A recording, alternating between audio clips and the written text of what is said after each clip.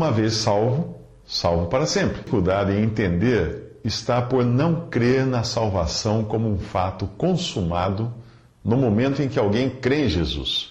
Veja que em diversas passagens a Bíblia dá a salvação como algo resolvido, e não como um processo ou uma pendência que ainda teria de aguardar o bater do martelo no julgamento final. A Bíblia diz: na verdade, vos digo que quem ouve a minha palavra e crê naquele que me enviou tem a vida eterna e não entrará em condenação, mas passou da morte para a vida. Isso o Senhor Jesus disse em João 5,24. Também disse: em quem também vós, aqui na verdade o apóstolo Paulo escrevendo aos Efésios, em quem também vós estáis, depois que ouvistes a palavra da verdade, o evangelho da vossa salvação, e tendo nele também crido, fostes selados com o Espírito Santo da promessa, o qual é o penhor da nossa herança, para a redenção da possessão adquirida, para louvor da sua glória. Efésios 1,13. Mais um versículo. Estas coisas vos escrevi a vós, os que credes no nome do Filho de Deus, para que saibais que tendes a vida eterna, e para que creiais no nome do Filho de Deus. 1 João 5,13. E se ocorrer pecado, e todo pecado é abominável aos olhos de Deus, não importa o tamanho dele, nós temos um advogado para com o Pai, Jesus Cristo justo, e ele é a propiciação pelos nossos pecados. 1 João 2, de 1 a 2. Mas se Deus nos dá esse recurso de recorrermos à confissão do pecado, para podermos contar com o perdão que já nos foi garantido na cruz, ao mesmo tempo ele alerta: meus filhinhos, estas coisas vos escrevo para que não pequeis. 1 João 2, versículo 1. Aquele que persiste no erro e não confessa o seu pecado, será tratado por Deus com disciplina, como faz um pai com seu filho. Me vem à memória o alerta que o Senhor deu ao paralítico que tinha acabado de curar.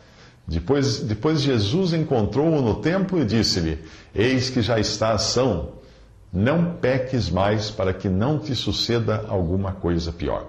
João 5,14. Supor que nós não pecaríamos depois de convertidos é confiar na carne. Geralmente aquele que se considera justo e é confiante demais em sua própria fidelidade a Deus, para achar que não irá mais pecar, esse será o primeiro a negar e esconder o seu pecado.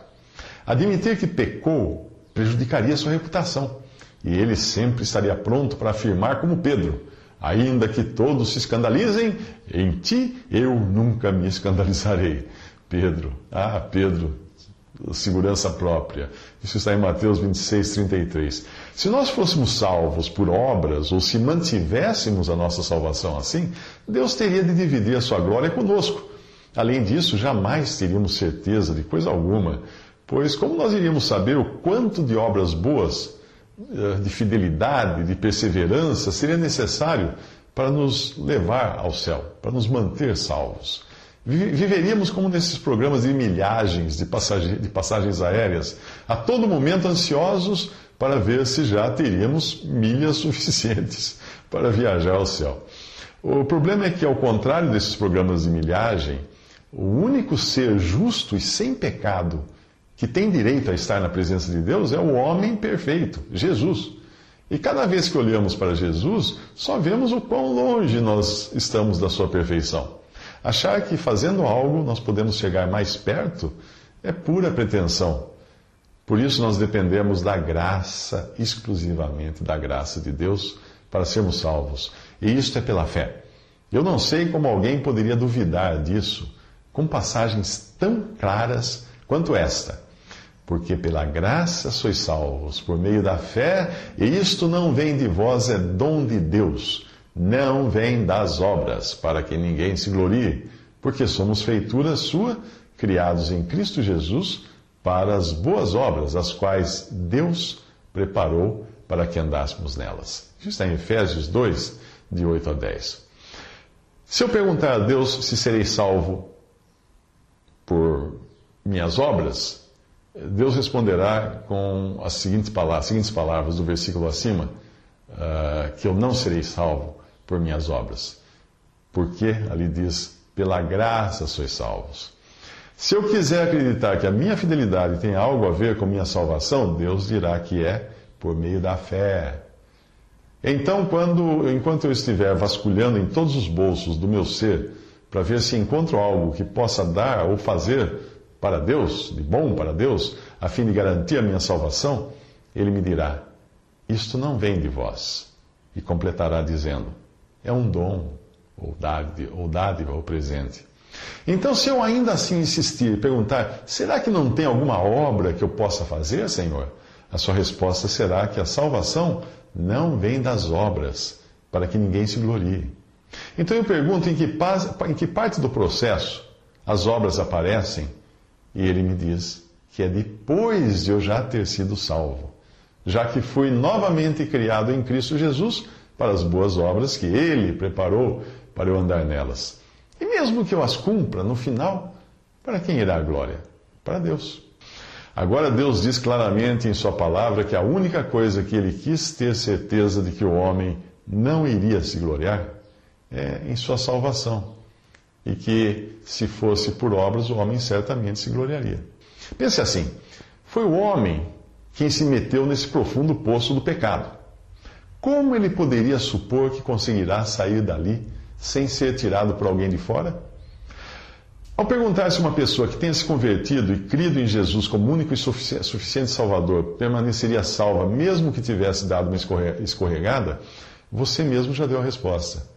Ora, se você disse que a pessoa aceitou Jesus como único e suficiente Salvador, é porque não existe outro Salvador e nada faltou no que Cristo fez para salvar. Ele foi suficiente Salvador.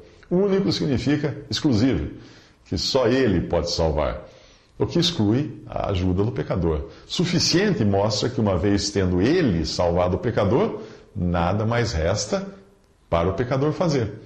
Mas, evidentemente, eu entendo bem a sua preocupação, pois o argumento da perda da salvação é bastante usado, principalmente pelos líderes das religiões pentecostais e por outras, que não acreditam na salvação eterna, mas numa espécie de salvação volátil, que pode virar fumaça se a pessoa pecar ou se ela não perseverar. Se tal argumento fosse verdadeiro, nós voltaríamos ao problema anterior. Só que, ao invés de perguntarmos o quanto de obras seriam suficientes para salvar o pecador, perguntaríamos o quanto de pecado seria suficiente para tirar a salvação de alguém. Nesse caso, eu tenho a resposta. Um pecado só seria suficiente para tirar a salvação de alguém. Se um pecado foi suficiente para Adão e Eva terem sido expulsos do paraíso, como alguém se achará capaz de entrar na presença de Deus com poucos pecados? Ou Cristo pagou por todos eles quando morreu na cruz e perdoou todos eles quando a pessoa creu nele, ou essa pessoa está perdida eternamente, se depender de limpar seus próprios pecados. A Bíblia diz: porventura pode o etíope mudar a sua pele, ou o leopardo as suas manchas? Então podereis vós fazer o bem, sendo ensinados a fazer o mal. Isso foi Jeremias, capítulo 13, 23. Mas então vem sua preocupação, que é sincera. Será que alguém que tenha crido que seus pecados foram todos perdoados não voltaria a pecar deliberadamente por saber que não poderá mais perder a salvação? A questão é que um verdadeiro salvo, que possua realmente o Espírito Santo de Deus habitando em si, não ousaria nem pensar assim. Ele teria horror ao pecado. Pode até acontecer de cair, mas se sentirá péssimo enquanto não confessar o seu pecado e acertar a sua consciência para com Deus. Portanto, o crente é capaz de pecar depois de salvo, pois se dissesse o contrário, ele já estaria condenado pelo pecado da mentira. O apóstolo João diz: se dissermos que não temos pecado, enganamos-nos a nós mesmos e não há verdade em nós. Se dissermos que não pecamos, fazemo-lo mentiroso e a sua palavra não está em nós. 1 João 1, de 8 a 10. Mas isso não é uma licença para pecar, mas apenas a primeira parte da explicação que Deus dá de como nos valemos de nosso advogado no céu. Deus deixou um recurso para o salvo usar quando cair, e ele está na continuação da mesma passagem. O recurso não é um aval para pecar, mas a demonstração da graça e misericórdia de Deus que estão ainda disponíveis a todo aquele que crê. E curiosamente você verá que esse recurso não envolve pedir perdão a Deus, uma vez que o perdão já está garantido ao que crê. O recurso é confessar os nossos pecados, sabendo que não estamos sozinhos nisso, mas temos um advogado. Se confessarmos os nossos pecados, Ele é fiel e justo para nos perdoar os pecados e nos purificar de toda injustiça. Meus filhinhos, essas coisas vos escrevo, para que não pequeis, e se alguém pecar, temos um advogado para com o Pai, Jesus Cristo, o justo. Ele é a propiciação pelos nossos pecados, e não somente pelos nossos, mas também pelos de todo o mundo. 1 João 2, versículos de 1 ao 6.